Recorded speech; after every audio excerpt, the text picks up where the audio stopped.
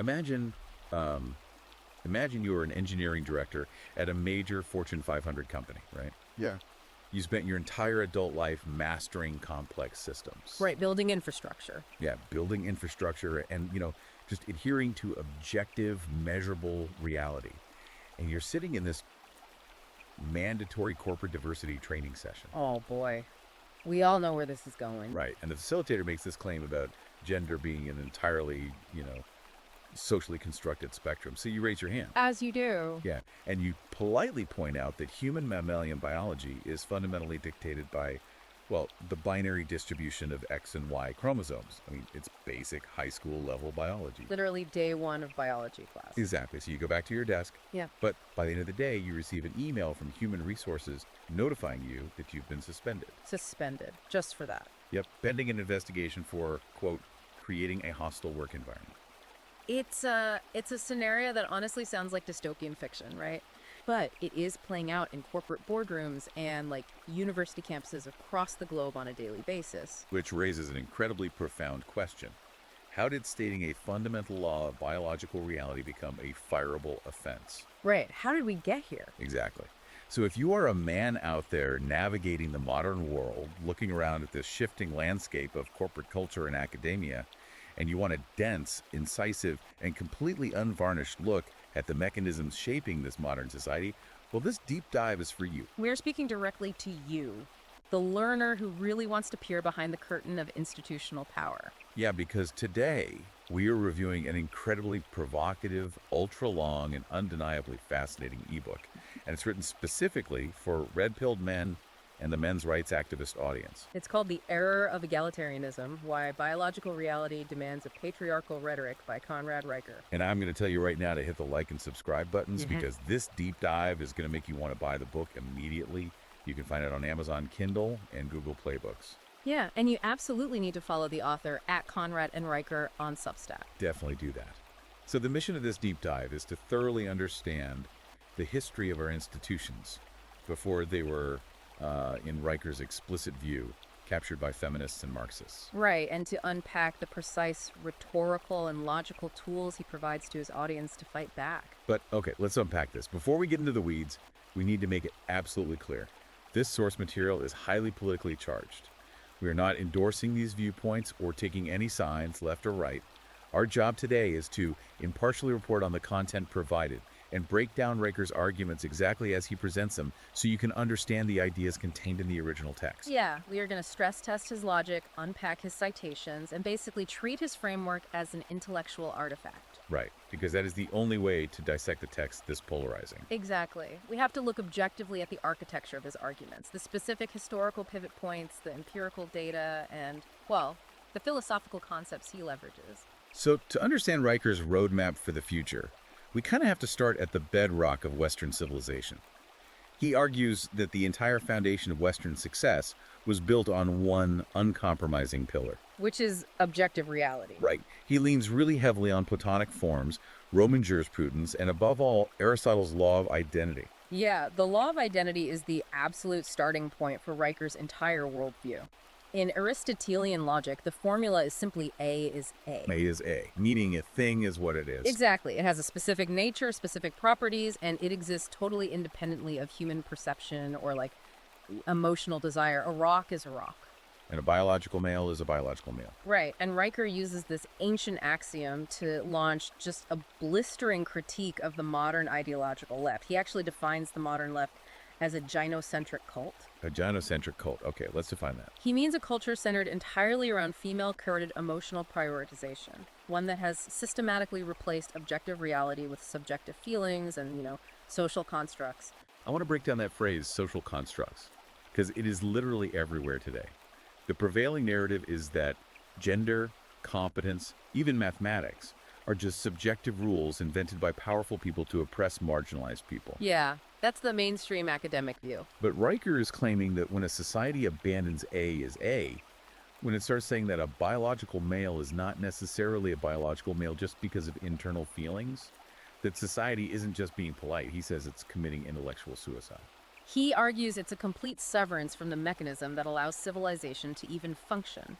I mean, think about it. If an engineer decides that the tensile strength of steel is just a social construct, And builds a bridge based on how he feels about the steel. exactly, the bridge will collapse. Nice. Nature does not care about the engineer's feelings, and Riker maps that exact same logic directly onto human biology and societal structure. And he brings in the hard microscopic science to back this up, right? He doesn't just stay in ancient Greece with Aristotle. No, not at all. He fast forwards to 1990, pointing to this genetic discovery by Peter Goodfellow and Robin Lovellbadge. They isolated the SRY gene. The SRY gene, that's the sex-determining region Y gene, right? Right. This is the genetic master switch located on the Y chromosome.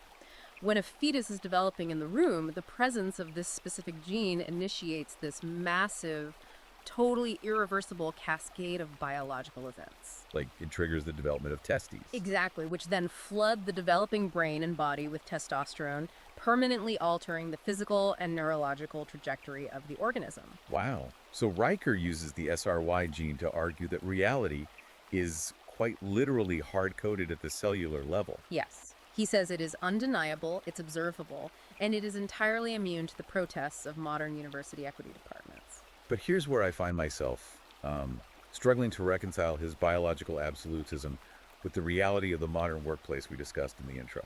Well, if biological reality is so hard-coded, if the SRY gene is an undeniable fact, how did we actually arrive at a place where corporate HR departments can suspend an engineering director for simply mentioning chromosomes? It's like someone demanding we rewrite the laws of gravity because falling down hurts their feelings. That's a great analogy. What's fascinating here is how Riker addresses that apparent contradiction. He introduces the concept of ideological possession. Ideological possession, okay. Yeah, and he uses this fascinating update to an ancient metaphor to explain it. He calls it the allegory of the digital cave. Okay, let's unpack this for the listener.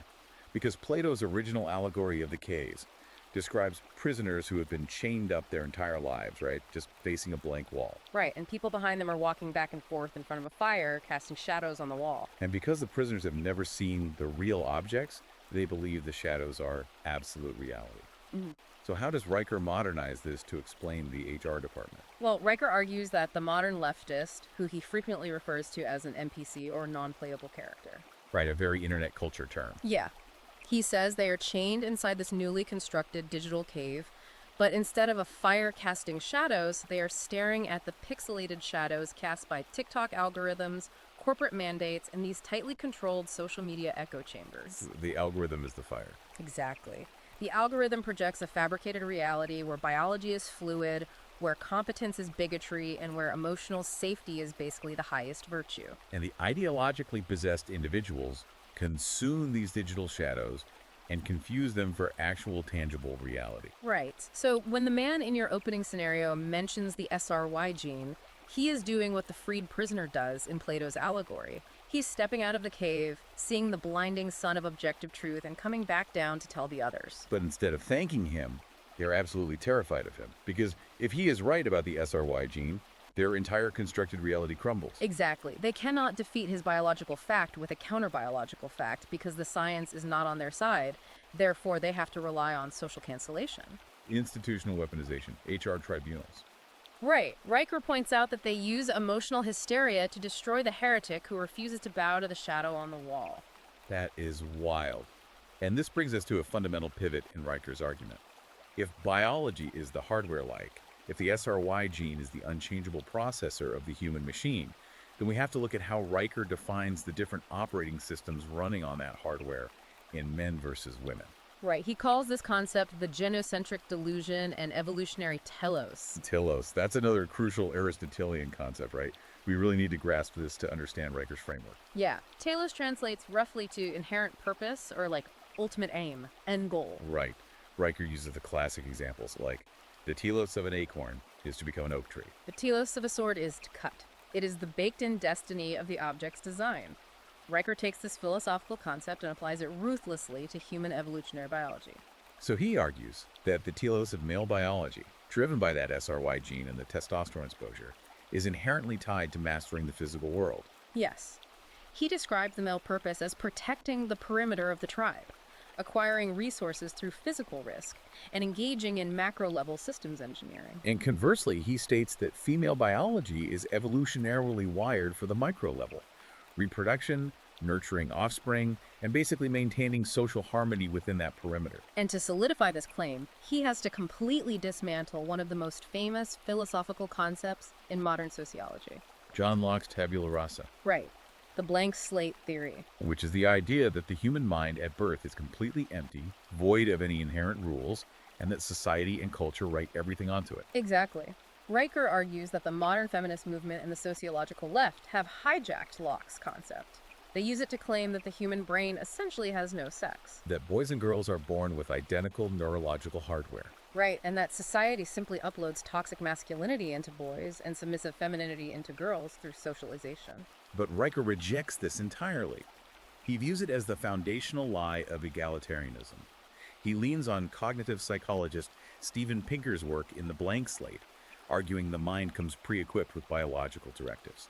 But he goes way beyond theoretical psychology. He brings in a highly specific 2018 Cambridge University study on fetal testosterone. I really want to dive into the methodology of this study, because Riker uses it as this massive empirical club against the blank slate theory. So the Cambridge researchers looked at the amniotic fluid of pregnant women. They wanted to measure the exact levels of fetal testosterone the developing brain was exposed to in the womb. Wow, so long before any cultural socialization could happen. Exactly. Then, years later, they tested those same children on their neurological traits, specifically looking at systemizing versus empathizing behaviors. Systemizing being the drive to analyze, construct, and understand rule-based systems, like engines, mathematics, or societal structures. Right, and empathizing being the drive to identify another person's emotions and respond with appropriate social harmony. And what did this study find? It found a direct, undeniable correlation. The higher the exposure to fetal testosterone in the womb way before toys or gender roles could be introduced, the higher the child scored on systemizing traits later in life. And the lower they scored on empathizing traits. Yes.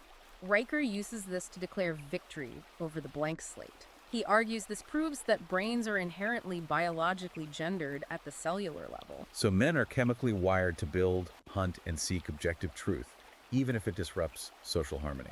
And women are chemically wired to consensus build and prioritize emotional cohesion. And he argues that egalitarianism, which demands identical societal outcomes across all demographics, just totally ignores this neurological reality. He says that demanding identical outcomes from fundamentally different biological hardware systems is an act of statistical insanity. It really is, mathematically speaking. Riker uses a fantastic metaphor here. He says demanding equal representation of men and women in hyper-competitive, system-heavy fields like deep-sea welding or high-frequency trading is akin to strapping wings to a nuclear submarine and demanding it fly. It's such a vivid image. The submarine isn't broken because it can't fly, it just wasn't designed with that telos. Right, and trying to force it to fly will just result in a catastrophic crash, punished by the laws of physics. Biology does not care about diversity initiatives or corporate quotas. Exactly. But he doesn't just rely on endocrinology. He brings in a statistical concept that seems absolutely central to the entire red-pilled worldview. The greater male variability hypothesis. The math of variance. Let's get into this. This is a crucial statistical reality that frequently gets ignored in mainstream discourse. When you map out almost any measurable human trait on a graph, whether it's IQ, physical strength, or aggressive risk-taking, you get a bell curve. Sure. The greater male variability hypothesis demonstrates that while the average score for men and women might be somewhat similar, the male bell curve has significantly wider tails. Meaning female biology tends to cluster much more safely around the mean, the average. Female nature, evolutionarily speaking, is risk-averse, because the tribe only needs a few men to repopulate, but it needs all its women. Precisely. Male biology, however, is an evolutionary gamble. Because of those wider tails on the bell curve, you have vastly more men at the extreme bottom of society. Right, which explains why men overwhelmingly fill up maximum security prisons, make up the vast majority of the homeless population, and suffer from higher rates of severe learning disabilities. But, and this is Riker's linchpin argument, the wide tail goes both ways. Because of that extreme variance, you also have vastly more men at the extreme top, the right tail of the curve. The outlier geniuses, Yeah. the relentless innovators, the obsessives building the electrical grids, mapping the human genome, and creating global financial systems. Exactly. Riker argues that these extreme high achievers are almost exclusively male because of this biological and statistical variance. And his critique of modern egalitarianism is that it views this natural biological variance as a moral failing. He claims that to achieve forced equality, the left essentially demands that society decapitate this top tier of masculine genius. Because you can't magically raise the average to meet the extreme outliers. The only way to achieve equity is to drag the exceptional down. He says the system does this to appease a female-coded obsession with statistical mediocrity. But here's where it gets really interesting. A critic of Riker would immediately jump in here and say, but wait, look at Marie Curie, look at this female Fortune 500 CEO, or this brilliant female astrophysicist. They exist at the extreme right tail of the curve. Right, the exceptions. Yeah. How does Riker's text deal with exceptions? How does he defend against the existence of exceptional women who break his evolutionary mold? Riker addresses this head-on by calling out what he terms the apex fallacy. The apex fallacy. Okay, break that down. So the apex fallacy is when sociologists or activists point at the top 0.01% of men, the billionaires, the tech CEOs, the presidents, and scream patriarchy. While completely ignoring the millions of men suffering at the bottom of the bell curve in the coal mines, the prisons, and the streets. Exactly. The left uses the extreme apex of male success to claim that all men are systemically privileged. But regarding the exceptional women who also reach the apex, Riker's argument is one of statistical pragmatism. He doesn't deny their existence, does he? No, not at all. He simply argues that you cannot build foundational civilizational rules and macro-societal infrastructure around extreme statistical anomalies. He illustrates this using the modern debate over intersex individuals, which I thought was a highly effective way to explain the math. It's a very clarifying example. Riker points out that true biological intersex conditions, where an individual has ambiguous genitalia or atypical chromosomal patterns, affect roughly 0.018% of the human population. 0.018. That is an exceedingly rare biological anomaly. Right. But he claims that leftist academics and sociologists intentionally inflate that statistic. Oh, yeah. He cites how they will often claim the intersex population is as high as 1.7%. Exactly. Riker explains they achieve this inflated number by deliberately lumping in non-life-threatening, entirely invisible hormonal variations, like late-onset adrenal hyperplasia, just to manufacture a higher percentage. And they do this to create the illusion that the biological binary of male and female is actually a broad spectrum. Yes, and Riker's response is that a broken binary is still a binary. Building corporate standards, legal frameworks, or athletic categories around a 0.018% chromosomal anomaly is statistically absurd. I think the analogy he uses is something like a defective clock that occasionally runs backwards doesn't mean the concept of time is a social construct. Exactly. You acknowledge the anomaly, but you do not restructure the entire society to pretend the anomaly is the rule. So if the mathematics of variance are that clear, and the biological reality of the SRY gene and fetal testosterone is that irrefutable, which is the absolute premise of Riker's book. Right, that's his bedrock. It raises a massive, undeniable question.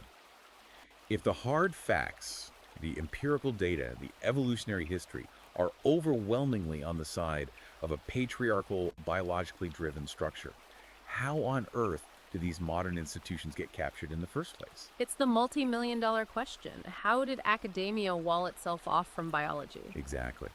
Riker says we have to look back at the historical timeline because this was not an accident.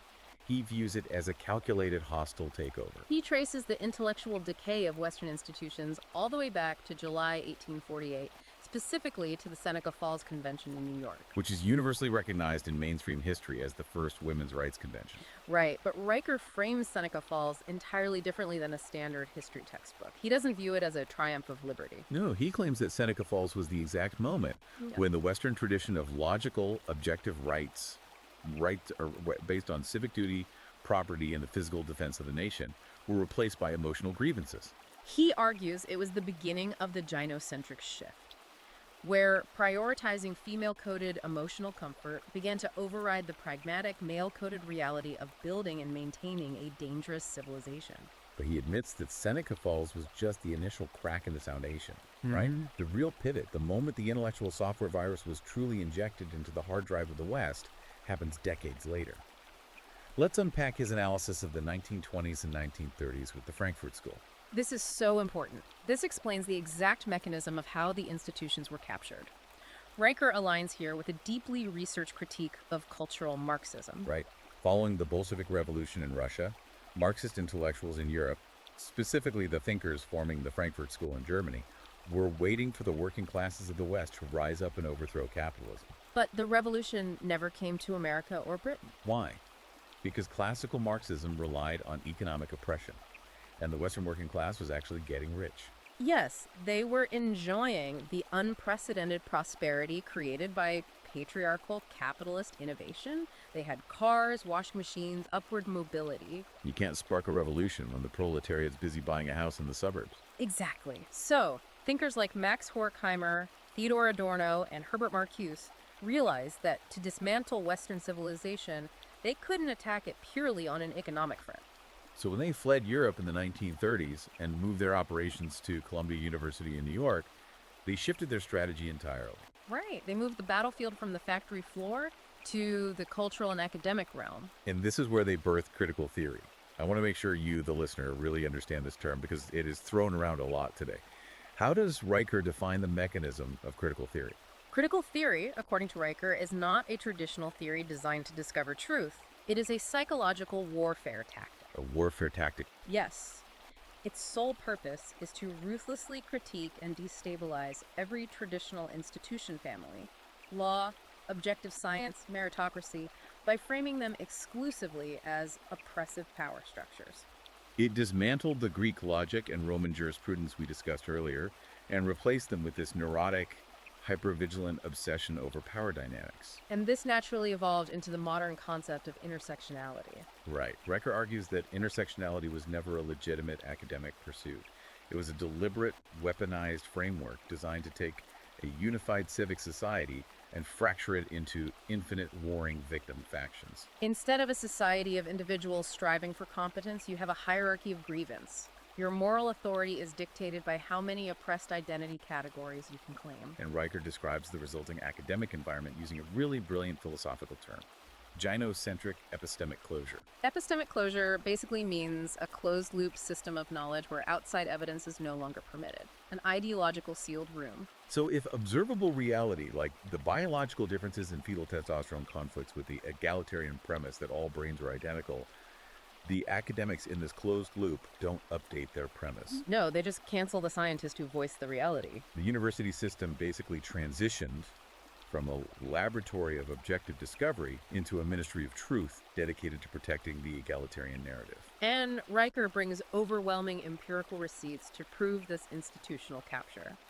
He points specifically to the 2015 Open Science Collaboration Study published in the journal Science. Right, this is commonly referred to as the replication crisis. Break down what happened in this 2015 study. So a massive team of researchers attempted to independently replicate the findings of 100 prominent peer-reviewed psychological and sociological studies that had been published in top journals. And these were the very studies that the modern left uses to justify their theories on implicit bias, social conditioning, and gender fluidity. Exactly. And what were the results?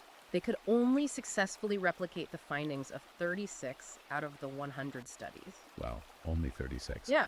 Nearly two-thirds of the foundational literature of modern sociology completely failed to hold up to rigorous scientific scrutiny. That is staggering. So Riker uses this replication crisis to prove that the sociological studies propping up the leftist worldview are fundamentally fraudulent. They are manufactured in academic echo chambers by ideologues who prioritize the emotional narrative over objective reality. He claims that the entire peer review process in the humanities has become a gender studies inquisition. He makes a direct historical comparison here, doesn't he? He does. He argues that the modern academic mob suppresses biological truth in the exact same way the Catholic Church suppressed Galileo's heliocentric model of the solar system in 1633. Because the underlying mechanism is identical. Protect the dogma at all costs. The Inquisitors just swapped out the Vatican robes for university tweed jackets. Exactly. He also points to the 1991 NIH Women's Health Initiative to show how this ideological capture corrupted federal funding. He claims that massive funding pipelines were hijacked and redirected to favor gendered sociological research, essentially starving the empirical biological sciences of resources. But to truly hammer home how deeply unserious and captured modern academia is, he references a real 2017 paper published in the journal Gender, Place, and Culture. I legitimately had to pause and look this up because I thought he was making a joke. No, it is entirely real. The paper argued in incredibly dense academic jargon that dog parks are inherently rape-condoning spaces. Wait, dog parks? Yes, because male dogs are allowed to assert dominance, and it concluded that men should essentially be trained with leashes like dogs to prevent sexual violence. And this got published in a peer-reviewed academic journal. Yes, it was part of the infamous grievance studies affair. A group of rational academics submitted intentionally absurd, completely fabricated papers to prominent sociological journals just to see if they would get published. As long as they used the right postmodern buzzwords and attacked masculinity. And the journals ate it up. They published it. Riker uses this dog park hoax to point out that his claim of epistemic closure is flawlessly accurate. The university system will literally hand out a doctorate for narcissistic victimhood and misandry, completely ignoring objective reality as long as the paper conforms to the gynocentric delusion. But this raises a profound logistical question for the reader. If the academic research is completely rigged, if the peer review process is literally an inquisition, and if the corporate HR departments are completely captured by this ideological possession, how does Riker suggest the red-pilled man actually use data to fight back in the real world? How do you argue against a system that has rigged the dictionary and the data?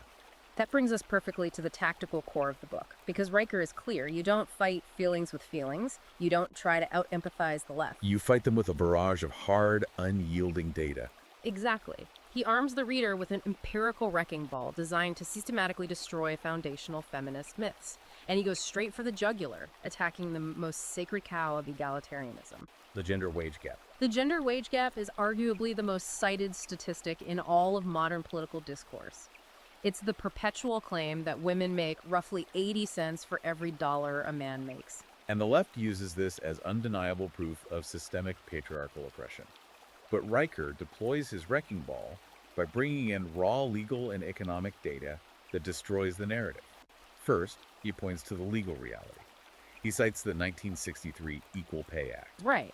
He points out that paying a woman less than a man for the exact same work at the exact same company with the exact same experience has been a federal crime for over half a century. If companies could magically get away with paying women 20% less for the same output, corporate greed would dictate that they fire all the men and only hire women to save on labor costs. But they don't do that, because that 80-cent statistic is a mathematical sleight of hand. And to prove how the trick is done, Riker brings in the 2009 CONSAD report. I want to spend some time on the methodology of this report because it is the ultimate silver bullet for this debate. So the CONSAD report was a comprehensive, rigorous study commissioned by the United States Department of Labor to analyze the wage gap. Riker explains that the 80-cent figure is derived by simply taking the median earnings of all women and comparing it to the median earnings of all men. Without controlling for any variables. Exactly. It's comparing a part-time kindergarten teacher's salary to a 60-hour-a-week underwater welder's salary and calling the difference sexism. Which is insane. So what did the CONSAD report actually do? It stripped away the emotional rhetoric and actually controlled for the unpadded reality of the labor market. When they factored in variables like the number of hours worked per week, consecutive years of continuous experience without career interruptions for maternal leave, commuting distance, And, crucially, hazard pay. Yes. When they factored all that in, the wage gap essentially evaporated. It shrank to a margin of a few cents, which economists attribute to varying negotiation tactics. Riker really hammers on the risk premium compensation aspect. Men simply choose, driven by that biological telos to acquire resources, to work significantly longer hours in much more hazardous, high-stress, dangerous professions. Professions that inherently command higher pay because nobody wants to do them. Right. Riker states emphatically that the wage gap is not a gap of systemic oppression. It is purely a gap of voluntary, biologically driven choices. And to further prove that biology, rather than societal conditioning, drives these professional choices, Riker brings up the gender paradox. He references the highly influential Stowett and Geary study from 2018. This study is fascinating because it looks at highly egalitarian societies, specifically in Scandinavia. Yes. Countries like Sweden and Norway have done everything structurally and politically possible to remove social conditioning and systemic barriers. They have mandated generous parental leave for both sexes, heavily subsidized childcare, and aggressively pushed gender-neutral education. So, if the blank slate theory were true, if boys and girls are identical hardware just waiting for society to program them, then in a society with perfectly neutral programming, you would expect to see a perfect 50-50 split in all professions. Right. Half the mechanical engineers would be women, half the kindergarten teachers would be men. But the Stowett and Geary study found the exact opposite.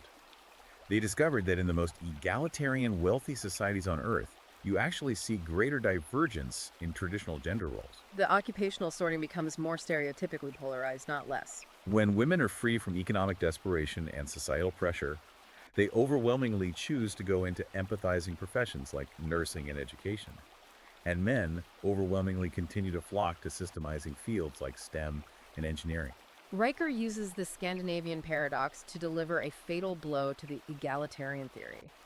When you completely remove the societal pressure, biological determinism immediately takes over.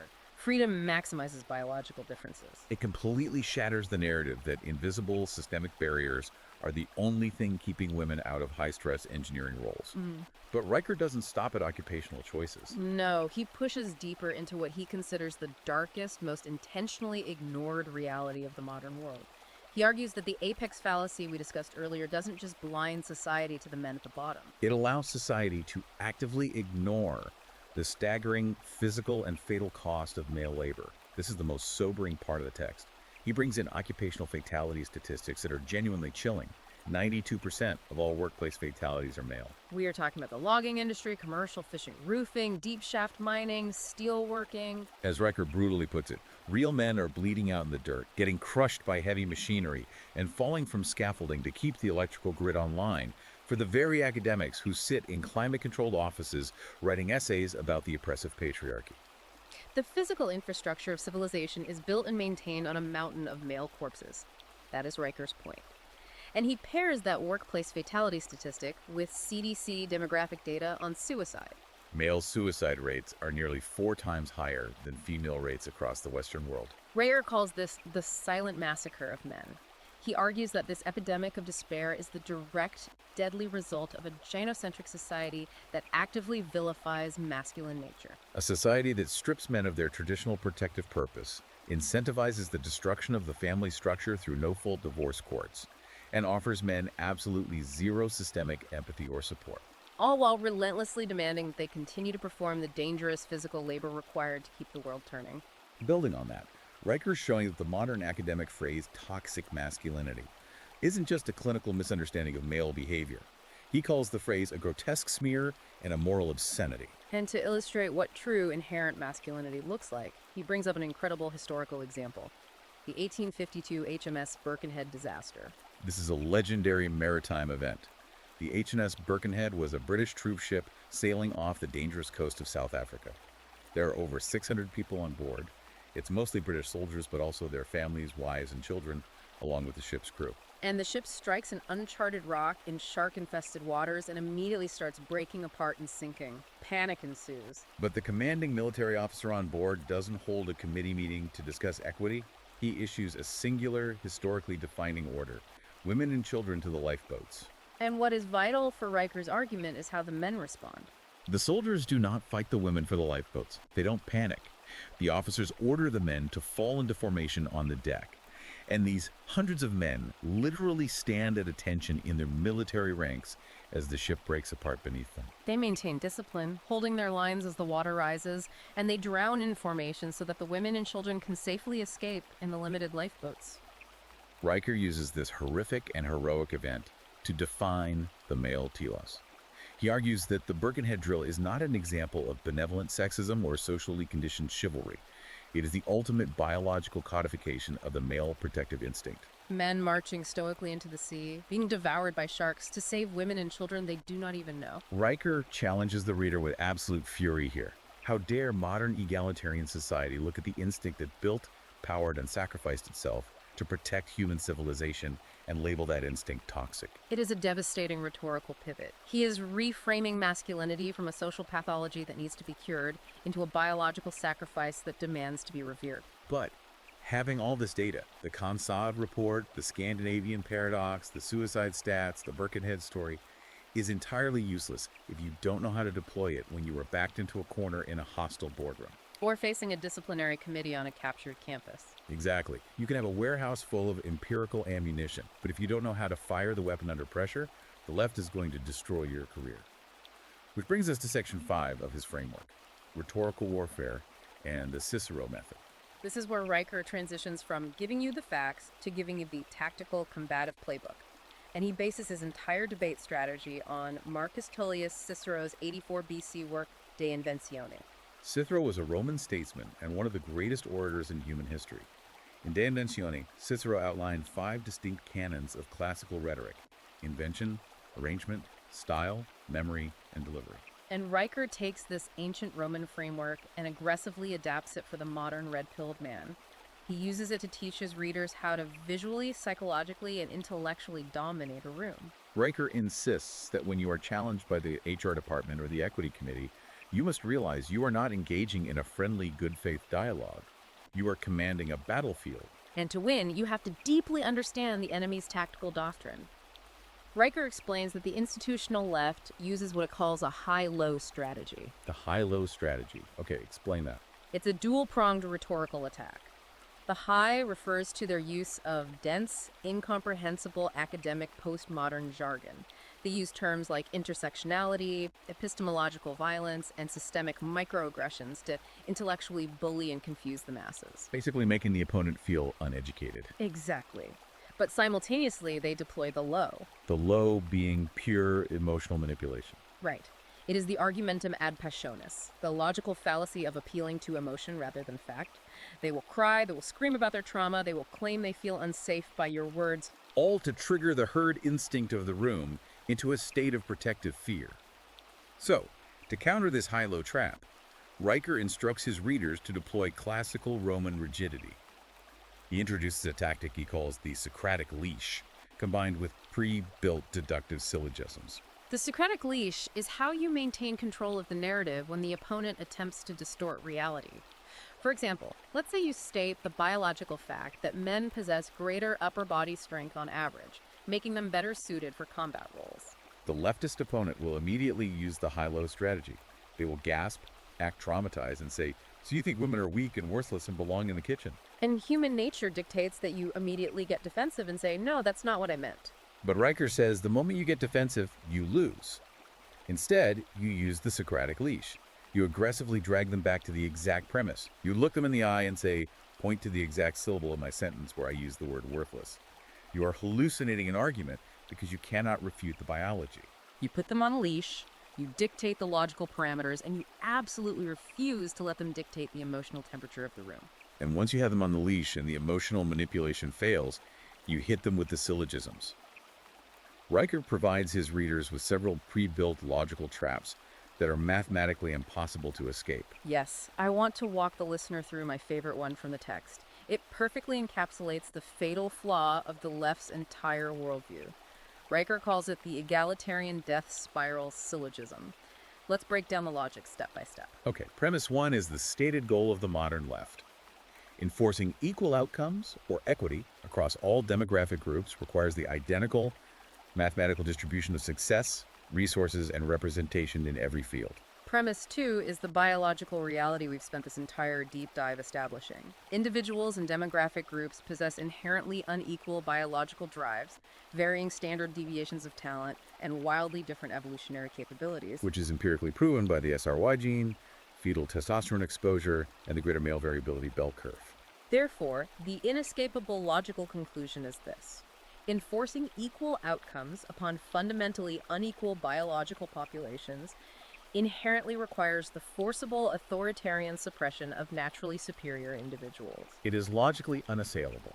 If people are inherently different in their drives and talents, but the state mandates that everyone must cross the finish line at the exact same time, the only way to achieve that is to break the legs of the fastest runners. Riker brilliantly references Kurt Vonnegut's classic 1961 dystopian short story Harrison Bergeron to illustrate this. In Vonnegut's world, the government enforces strict equality. To ensure nobody feels inferior, beautiful ballerinas are forced to wear hideous masks, and highly intelligent strongmen are forced to carry heavy bags of lead and wear earpieces that blast deafening noise to disrupt their thoughts. Riker argues that modern equity initiatives are just the real-world application of Harrison Bergeron. The left's pursuit of equity is not about uplifting the marginalized. It is the institutionalized vengeance of the weak against the strong. It is the systemic punishment of excellence. But Riker issues a stark warning to his readers. Even if you master Cicero, even if you memorize the Consad report and the syllogisms, men consistently fall into two massive psychological traps because of their lifetime of social conditioning. The first, and most fatal, is the apology trap. Riker is absolute on this point. You must never ever apologize for stating a biological or statistical fact. Why? Because to normal people, apologizing seems like a de-escalation tactic. It seems polite. Right, but Riker explains that apologizing to an ideologically possessed mob is an act of biological and professional self-immolation. If you apologize for acknowledging psychological sex differences, you are confessing to a sin you did not commit. You are surrendering your own grasp on sanity. It's blood in the water. Exactly. He argues the left demands apologies not because they are genuinely emotionally hurt by your words, but because their entire ideological project rests on denying the biological foundation of authority. They need your apology because the illusion of the digital cave cannot survive your defiance. The moment you yield to their emotional terrorism and say, I'm sorry, you validate their false reality and you seal your own professional doom. They will take your apology as a confession of bigotry and fire you anyway. Never apologize to the mob. And the second trap he warns against is the sanitization trap. This is a brilliant insight into the mechanics of male competence. Riker argues that when female-coded emotionalism is forced into traditionally male spaces like military units, firehouses, or high-stakes corporate teams, it immediately outlaws the necessary friction required to build true competence. Think about how men traditionally bond and improve. It involves mock warfare, relentless ball-busting, harsh, unfiltered criticism, and ruthless meritocratic debate. To use a biological analogy, a muscle in zero gravity will completely atrophy because it faces no resistance. Male competence requires heavy, punishing resistance to grow. Iron sharpens iron. But the sanitization trap rebrands that necessary heavy resistance as toxic, hostile, or dangerous. By demanding that the workspace be emotionally safe and free of offensive friction, the HR department creates a zero-gravity environment. They systematically destroy the very mechanism that produces masculine excellence, leading to institutional decay. So what does this all mean for the listener caught in an argument at work? Let's go back to your opening scenario.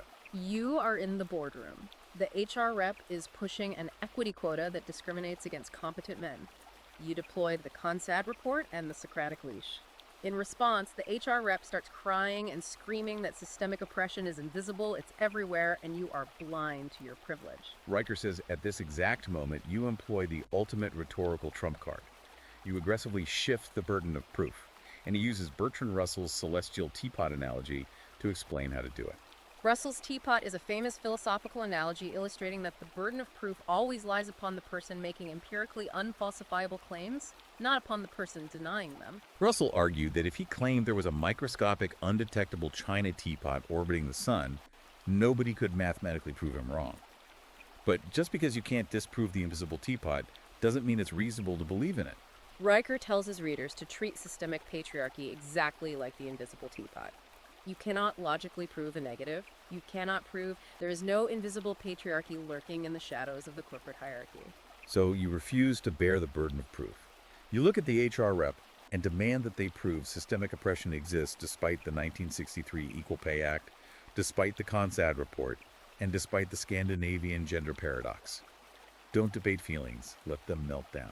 You state the empirical facts, you maintain absolute stoic Roman composure, and you let them melt down in front of everyone. You let their emotional hysteria expose their complete intellectual bankruptcy to any rational individuals left watching in the room. But this brings us to a critical and frankly pessimistic inflection point in Riker's book. You could do everything right. You can master Cicero's De Inventione, you can memorize the syllogisms, you can completely humiliate the diversity officer in the boardroom debate. But Riker argues that winning the localized argument doesn't stop the broader macro-institutional framework from collapsing around you. The ship is still sinking, even if you won the argument on the deck. Which leads us to the final part of his framework: institutional collapse and the pragmatic patriarch. Riker diagnoses the macro-level decay of Western civilization with a term he coins: the gynocentric involution. Involution being the opposite of evolution. Yes.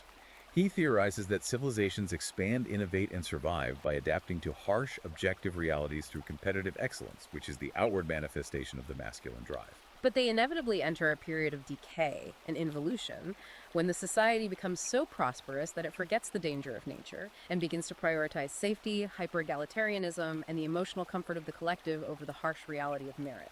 This involution is a biological reversion to the mean. It uses the power of the state to drag the peak of human achievement, the right tail of the bell curve, back down into the dirt, so nobody has to feel bad about being weak or incompetent.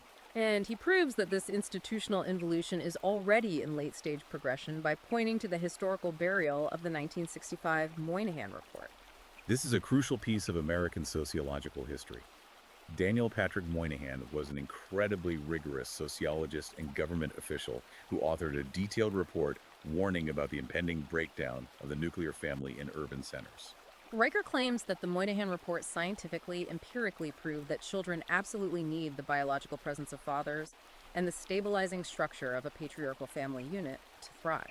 It showed that removing the father leads directly to catastrophe. But because the report violated the new academic religion of egalitarianism, which claimed fathers and mothers are entirely interchangeable, the academic and political left viciously buried it. They branded Moynihan a reactionary and a bigot for pointing out the data. And what was the result of ignoring that biological reality? According to Riker, the biological father was aggressively replaced by the bureaucratic welfare state. We traded natural patriarchal community structure for systemic government dependency. And this led directly, mathematically, to massive spikes in violent crime, the total collapse of educational standards, and the calcification of multi-generational poverty. Society ignored the biological law of telos, and the bottom fell out of the civilization. And this subversion isn't just sociological. Riker maps out how it became explicitly codified into law. He points to two massive legal shifts that destroyed objective meritocracy. The first is the 1971 Supreme Court case, Griggs v. Duke Power Co. The facts of this case are so important. Duke Power Company was using standardized aptitude tests to hire employees for complex jobs, ensuring they got the most competent people. The court ruled against them, birthing the legal concept of disparate impact. Break down the mechanism of disparate impact for the listener. Disparate impact essentially means that if a perfectly neutral hiring process or aptitude test results in unequal outcomes among different demographic groups, the process itself is automatically assumed to be structurally bigoted, regardless of any discriminatory intent. So even if the test is just pure math, if one group scores lower, the math is declared racist or sexist. Exactly. Riker says this Supreme Court ruling officially replaced the Enlightenment ideal of objective meritocracy with a Marxist assumption of systemic oppression. The highest court in the land essentially declared that biological variance is illegal and reality itself is discriminatory. This ruling birthed the entire modern HR compliance industry, forcing companies to hire based on quotas to avoid catastrophic lawsuits, rather than hiring based on competence. The second legal subversion he highlights is the 2011 Title IX Dear Colleague letter issued by the Department of Education's Office for Civil Rights. Riker argues this letter effectively dismantled hundreds of years of Roman jurisprudence and the foundational concept of due process on American college campuses. It pressured universities to lower the burden of proof in sexual misconduct cases, essentially creating shadow kangaroo courts. These courts were designed to bypass the actual legal system and punish masculine behavior under the subjective guise of maintaining emotional safety, stripping accused men of their right to cross-examine their accusers. So if we look at the board Riker has set up, the legal system is rigged with disparate impact. The university system operates kangaroo courts built on epistemic closure, and the corporate world is entirely captured by ideological possession. And Riker brings up the ultimate modern case study to prove that fighting from the inside of these captured institutions is completely impossible. The 2017 James Damore incident at Google. James Damore was a highly competent software engineer at Google who was asked for feedback on the company's diversity programs. He wrote a calm, internal memo questioning the ideological echo chamber of the company. And crucially, he didn't just rant. According to Riker, Damore used the exact same purely empirical, peer-reviewed biological data we've been discussing today. He cited evolutionary psychology, the SRY gene mechanisms, and the greater male variability bell curve to calmly explain why there might naturally be disparities in tech representation, regardless of bias. And the response was instantaneous. The media completely fabricated headlines claiming he wrote a manifesto saying women cannot code. The internal corporate mob demanded his head. And Google CEO Sundar Pichai publicly fired him, explicitly stating he was fired to advance gender equality. Riker uses the Damore firing as the undeniable ultimate proof of gynocentric epistemic closure at the highest levels of global capitalism.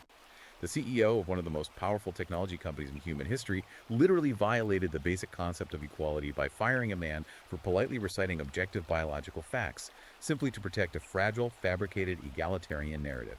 Which leads Riker to his ultimate conclusion regarding the tactical response for the modern man. If the CEO of Google will fire you for citing the dictionary and the biology textbook, then the Cicero method is no longer enough. Voice is dead. Riker utilizes the framework developed by economist Albert Hirschman in his classic book Exit, Voice, and Loyalty. Explain Hirschman's framework and how Riker applies it. Hirschman argued that when a consumer or an employee is faced with a failing institution or a declining organization, they have two primary choices. They can exercise voice trying to complain, debate, and fix the system from the inside. Or they can exercise exit withdrawing their participation, taking their capital, and leaving the institution entirely. Riker says voice is mathematically futile in the modern era. You cannot debate an NPC zombie in HR who relies entirely on the argumentum ad passionis. You cannot use logic to wake someone up who is deeply hypnotized by the shadows on the wall of the digital cave. So the only rational, pragmatic, and masculine response left is exit. Exit means aggressively severing ties.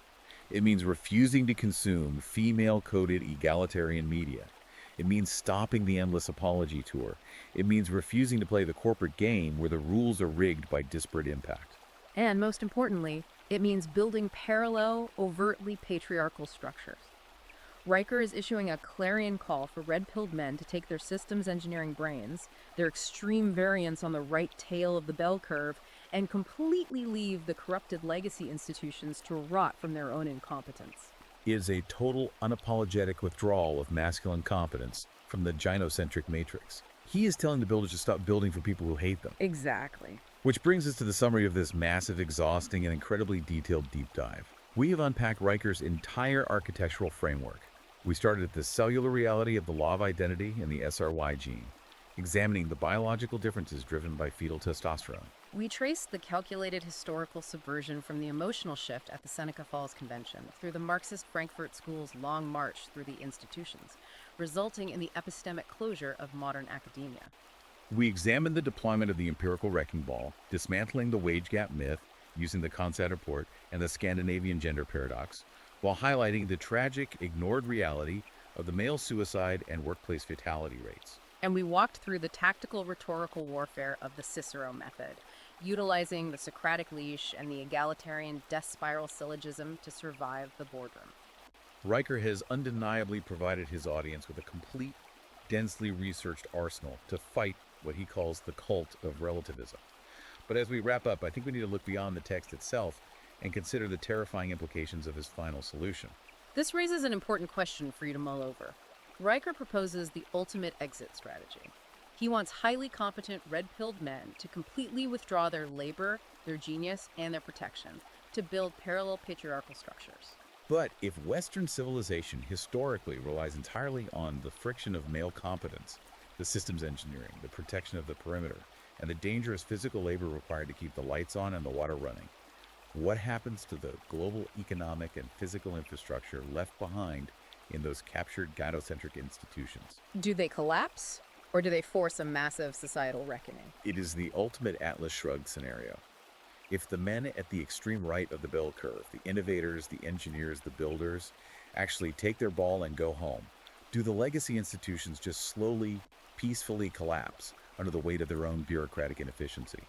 Or, terrified of losing their power and the competence that sustains their comfortable lives, do those institutions use the violent power of the state to force a massive, potentially catastrophic societal reckoning? If the builders leave, who keeps the nuclear reactors from melting down? It's a heavy thought to end on. It really is.